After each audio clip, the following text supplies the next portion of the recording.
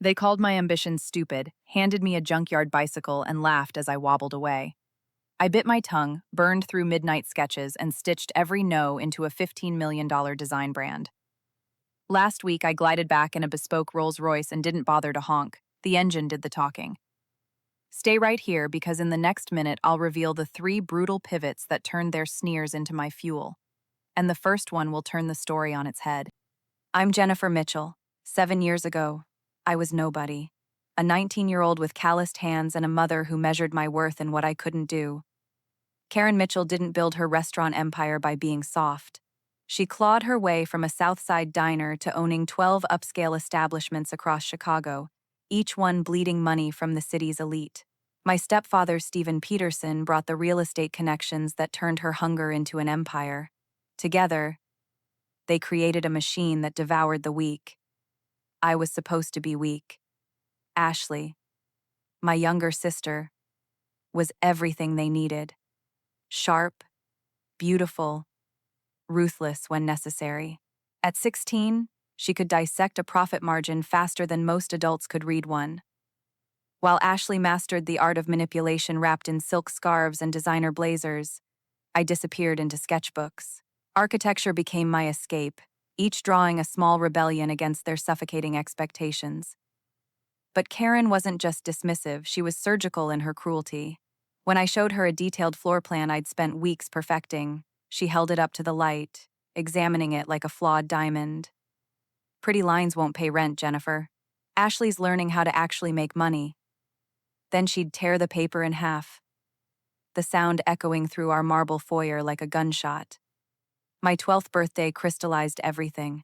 While Ashley got a MacBook Pro for her business development, I unwrapped a box of dollar store colored pencils, most missing their tips. Karen watched my face carefully, feeding on my disappointment like a predator scenting blood.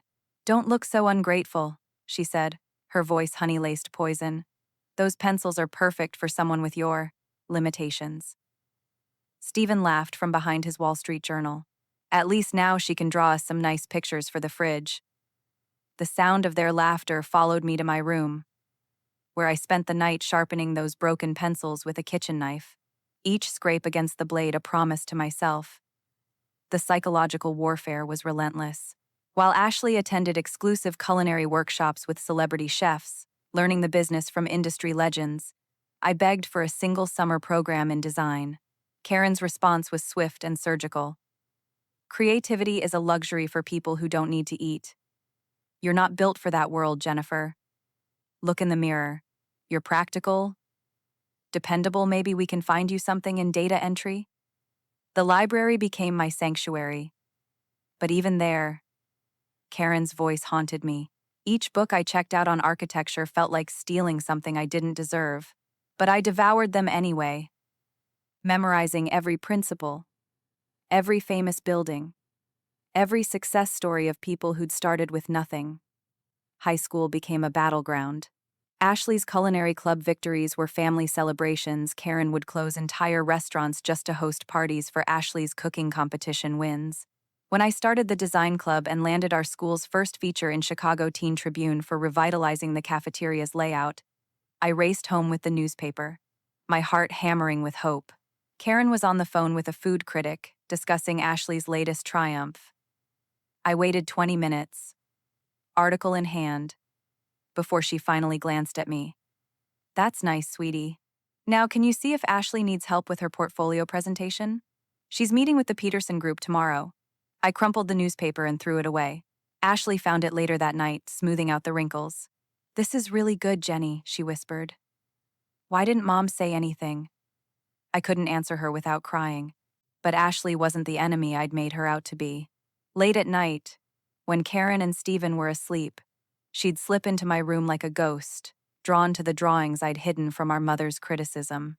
Her fingers would trace the architectural details I'd spent hours perfecting. "These look like places I'd want to live," she'd whisper, her voice carrying a sadness I was too young to understand.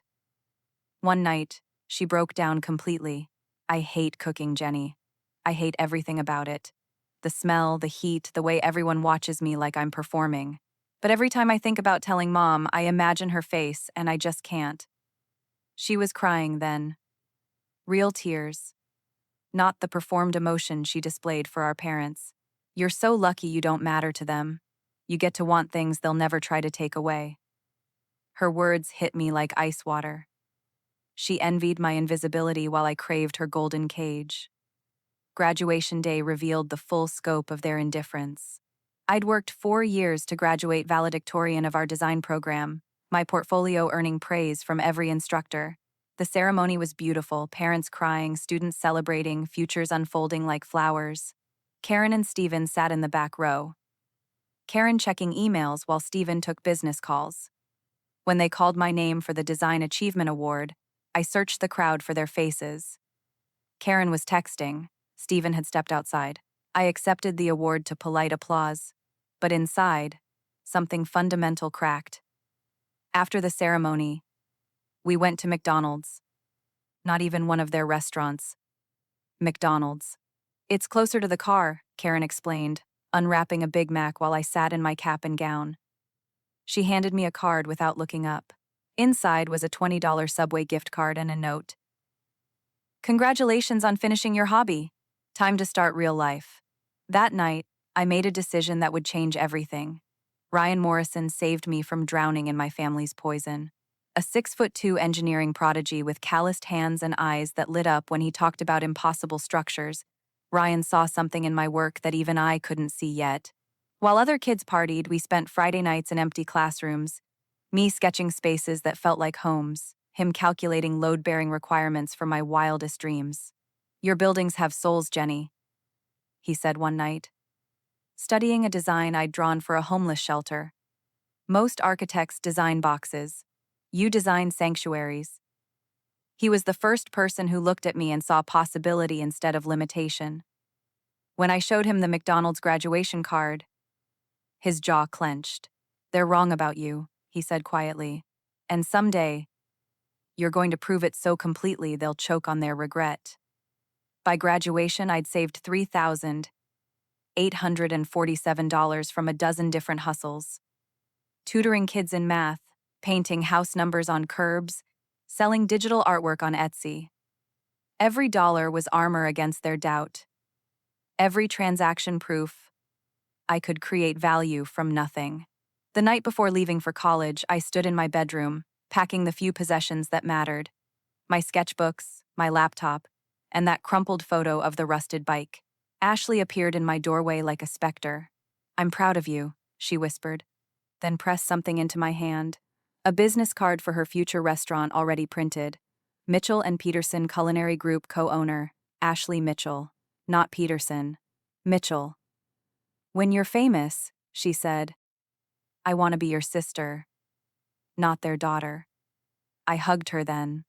Really hugged her. And for the first time in years, I wasn't alone. University of Illinois became my battlefield for reinvention. While Ashley moved into a luxury high-rise near the Magnificent Mile, complete with a personal chef and twice-weekly housekeeping, I dragged 2 suitcases and a printer into Lincoln Hall's smallest triple. My roommates, Priya and Marcus, were scholarship kids, like me kids, who understood that failure meant more than disappointing parents. It meant losing everything. We formed an alliance born of necessity and ambition, studying until the library kicked us out, surviving on ramen and stolen bagels from campus events. But freedom tasted sweeter than any meal Karen's restaurants could serve. For the first time in my life, my worth wasn't measured against Ashley's accomplishments. Here I was just Jennifer, nobody's daughter, nobody's sister, nobody but myself. My freshman year side hustle started by accident. Carla, who owned Grind Coffee on Green Street, caught me sketching in her shop during a study break. Her walls were bare white, her furniture was random, and her customers rushed through like they were buying gas. You're an art student?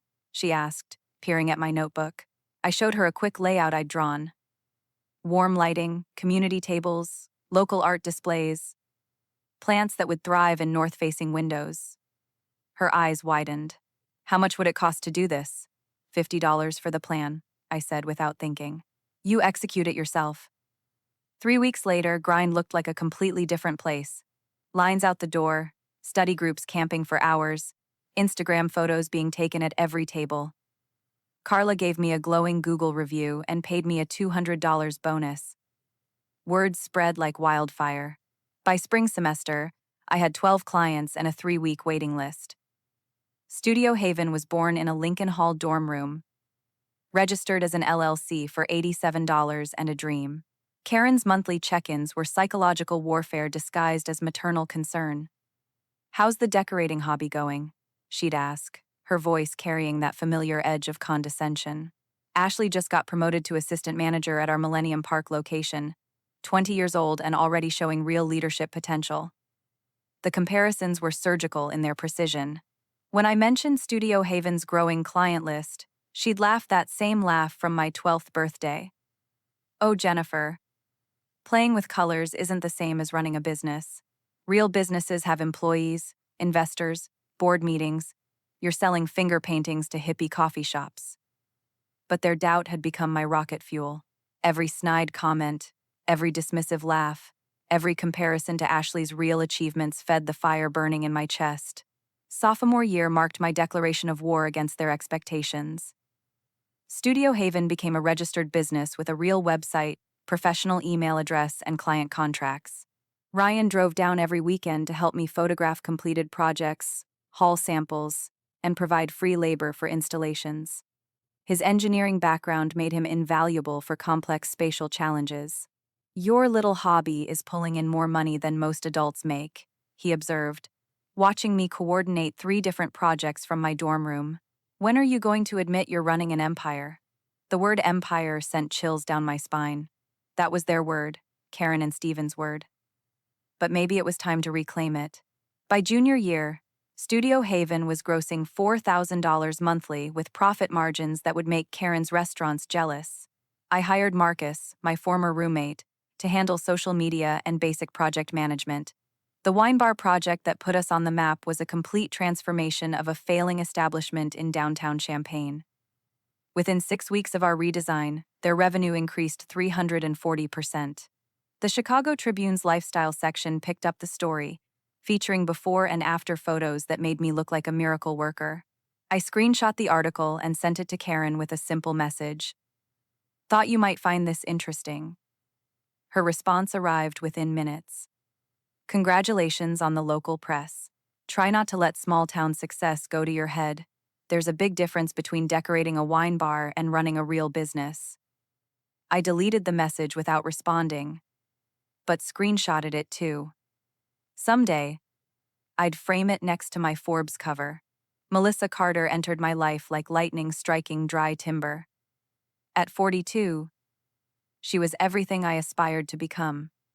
Sharp, successful, and completely uninterested in playing small.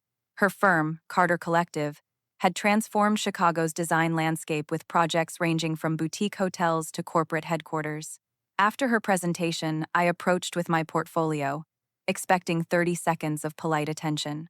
Instead, she spent 20 minutes examining every project, asking pointed questions about material choices, spatial flow, client psychology.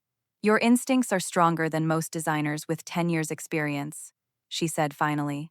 "But you're thinking too small. These college town projects are practice rounds. You ready for the real game?" When she handed me her card, my hands were steady for the first time in months. This was my moment. Melissa's mentorship transformed Studio Haven from a student side hustle into a legitimate threat to established firms. Under her guidance, Studio Haven pivoted to target emerging hospitality markets, boutique hotels, farm-to-table restaurants, co-working spaces. By senior year, we were booking projects 6 months in advance with a client base stretching from Minneapolis to Nashville. The $8,000 monthly revenue felt surreal for someone who'd once been excited about a $50 mood board. Christmas dinner senior year became the moment I stopped seeking their approval and started planning their reckoning. When Uncle Richard asked about my plans post-graduation, Karen didn't even let me answer. "Jennifer's still playing around with interior decorating. It's been a nice creative outlet during college." I waited for the laughter to die down before speaking. "Studio Haven cleared $96,000 last year. We're projected to hit $200,000 next year with our Chicago expansion." The table went quiet. Karen's smile never wavered, but her knuckles went white around her wine glass. That's wonderful, sweetheart. When you're ready to discuss real career options, Stephen has some excellent opportunities in property management.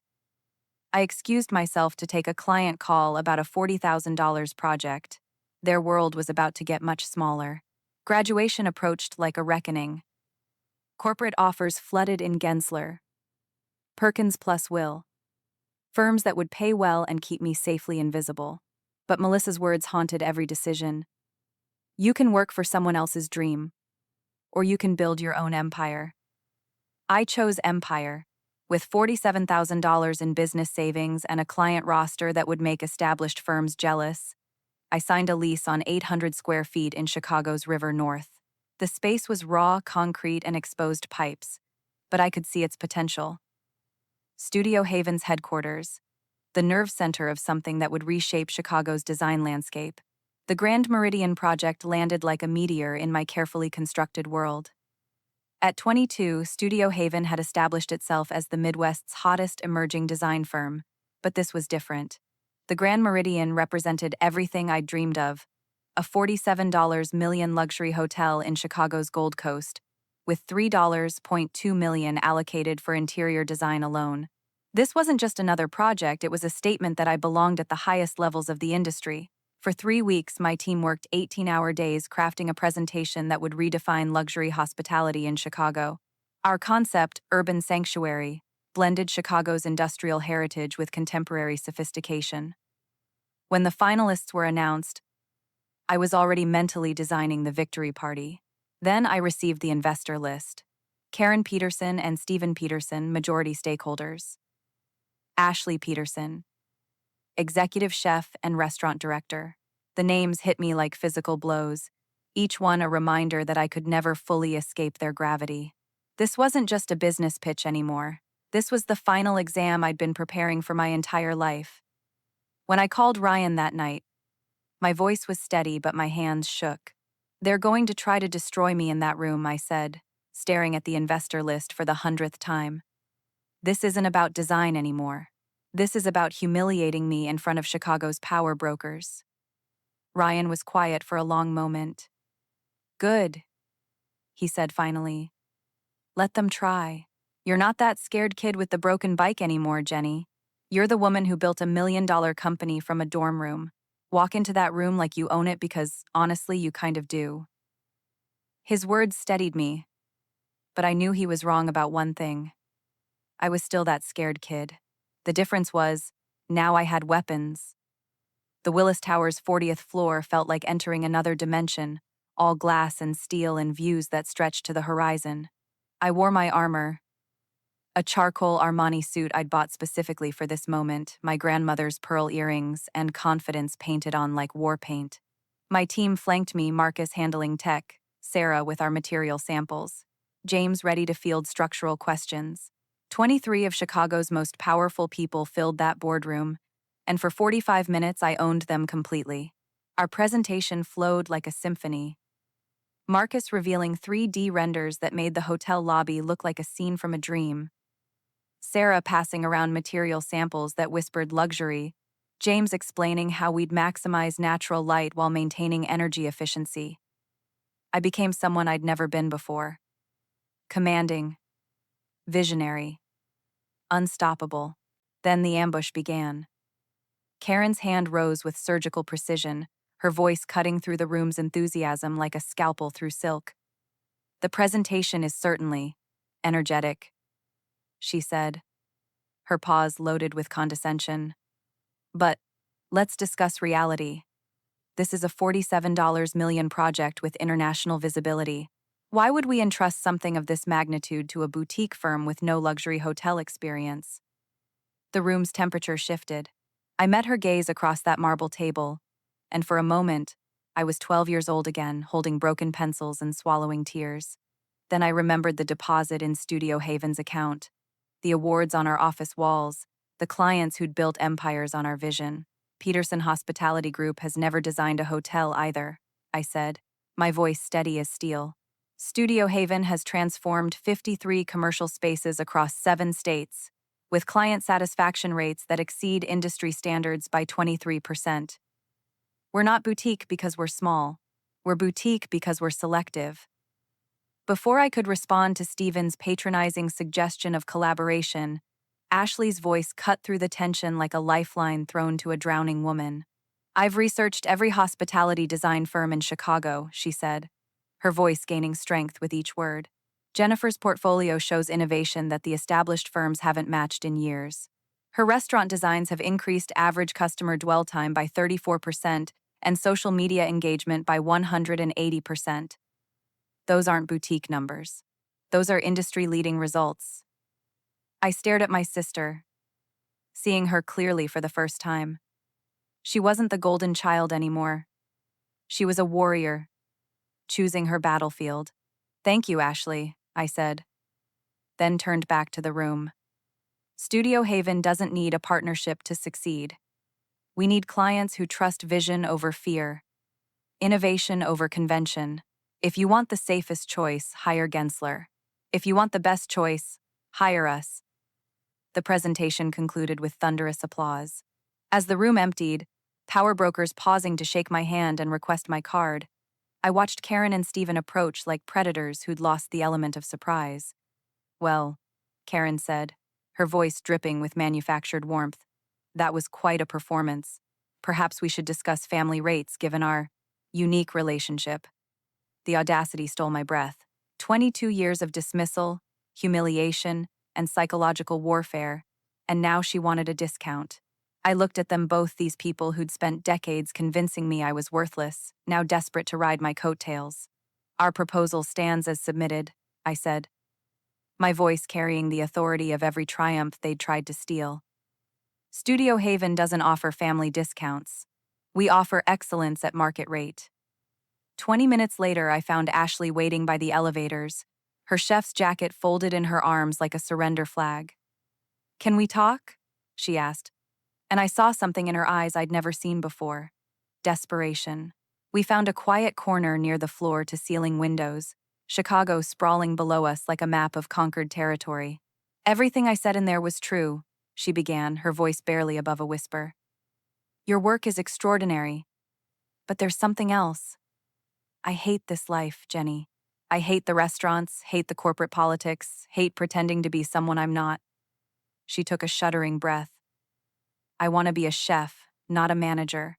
I want to create, not just execute other people's visions. But every time I mention culinary school, Mom and Stephen shut me down. I'm 24 years old and I've never cooked a meal that wasn't pre-approved by a board of directors." Tears carved mascara tracks down her cheeks. "You're living your dream while I'm suffocating in someone else's." Looking at Ashley crying in that 40-floor hallway, I saw myself at 19. Desperate to please, terrified to disappoint, slowly dying under the weight of others' expectations. "Ashley," I said, reaching for her hands. "Leaving that house and building my own life wasn't strength. It was survival. You don't have to survive anymore. You can choose to live." The call came Tuesday morning at 9:47 a.m. Diane Romano's voice carried the weight of destiny. "Congratulations, Miss Mitchell. Studio Haven has been selected for the Grand Meridian project. When can you start?" I managed to maintain professional composure until the call ended, then screamed so loudly that Marcus came running from the conference room. We'd won. Not just the contract, but the war. $3.2 million in revenue, 18 months of guaranteed work, and most importantly, validation that we belonged at the highest level of the industry. With the money came choices. One afternoon, browsing a dealership on a whim, I saw a Rolls-Royce Cullinan, its sleek black curves gleaming under the showroom lights. It wasn't just a car, it was a symbol, a nod to the rusty bike I'd once been handed. I bought it not to flaunt, but to mark how far I'd come. The first time I drove it, I took a detour through my old neighborhood, passing the brownstone where Mom and Stephen still lived. I slowed near their driveway, remembering that rainy night I'd pedal home on that creaky bike, their laughter ringing in my ears. I didn't stop, just kept driving, the past fading in my rear view.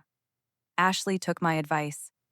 A month after our coffee, She enrolled in a culinary arts program in New York focusing on creative cuisine. She texted me a photo of her first dish, a vibrant plate of seared scallops with herb foam captioned, "Thanks for the push, Jenny." I smiled proud, but relieved. Helping her didn't erase our history, but it built a bridge I hadn't thought possible. As Studio Haven grew, I started dreaming bigger, not just for myself, but for others like me. I'd clawed my way up without a safety net, and I wanted to give others a chance I never had. The idea took shape slowly, sparked by late-night talks with Ryan and Melissa about the kids we saw sketching in libraries or hustling odd jobs. I decided to start a program, not just a business venture, but a way to pay it forward. The vision I'd started dreaming about took shape in the months after the Grand Meridian win. Studio Haven was thriving. Our office in Chicago's West Loop buzzed with designers, clients, and new ideas. With a valuation of $15 million, I had resources I'd never imagined, but the real reward wasn't the money or the Rolls-Royce parked in my garage.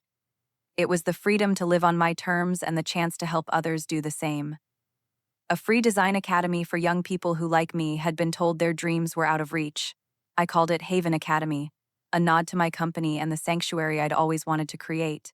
We launched in a renovated warehouse in Chicago's Pilsen neighborhood, offering classes in interior design, graphic arts, and architecture to teens from low-income families. I poured $2 million of my own money into it, hiring top instructors and covering supplies so students paid nothing. The first class had 30 kids, some sketching on napkins like I once did, their eyes bright with possibility. One girl, Maria, reminded me of myself. Quiet but fierce, sketching bold room layouts despite her family's doubts. "I want to design hotels someday," she told me, and I smiled, handing her a new sketchbook. "You will," I said, meaning it. Seeing her light up was worth more than any contract. Ashley found her own path, too. She thrived in her New York culinary arts program, sending me videos of her plating intricate dishes. "I'm finally me, Jenny," she texted after her first semester, and I could feel her joy through the screen. We talked weekly now, swapping stories about our work and laughing over old memories, carefully rebuilding a bond we'd lost to our mother's favoritism. Ashley even visited Chicago once, cooking me a 4-course meal in my apartment. "You gave me the push I needed," she said, raising a glass of wine. I clinked mine against hers, grateful for the sister I was finally getting to know. My relationship with Mom and Steven stayed distant but civil.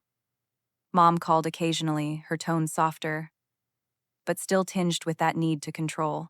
I'd forgiven them, not for their sake, but for mine to let go of the anger that once drove me. Forgiveness didn't mean letting them back in fully, and I was okay with that. Our talks stayed surface level, a fragile piece I could live with. Every time I walked through Haven Academy's doors, saw kids sketching or debating color palettes, I remembered why I'd started. Those moments watching a shy teen present their first design or hearing Maria talk about her hotel dreams felt like closing a circle, turning my pain into something bigger. One evening, alone in my office, I pulled out an old photo from high school. A blurry shot of me with that rusty bike taken by Ryan the day I got it. I'd kept it tucked in a drawer, not as a wound, but as a reminder that bike, with its chipped paint and squeaky chain, had been Mom's way of saying I'd never make it. Now it was proof I had. I decided to hang it in Haven Academy's lobby, not as a trophy, but as inspiration for the kids who walked in carrying their own doubts. This is where I started. I'd tell them if I could. So can you. Looking back, the Rolls-Royce wasn't the victory. It was a symbol, sure, but not the heart of it. Success was the peace I found, the sister I gained, and the lives I touched through Haven Academy. That rusty bike had carried me further than any car ever could, not because of where it took me, but because of what it taught me. Believe in yourself, even when no one else does. My mother and stepfather had tried to define my worth, but I'd rewritten that story, and now I was helping others write theirs. So, what about you? Have you ever been underestimated, told your dreams were too big or too small? How did you push through? Share your story in the comments. I'd love to hear it. If this journey resonated, hit that like button and subscribe for more stories of overcoming the odds. Your path is yours to define, and no one can take that.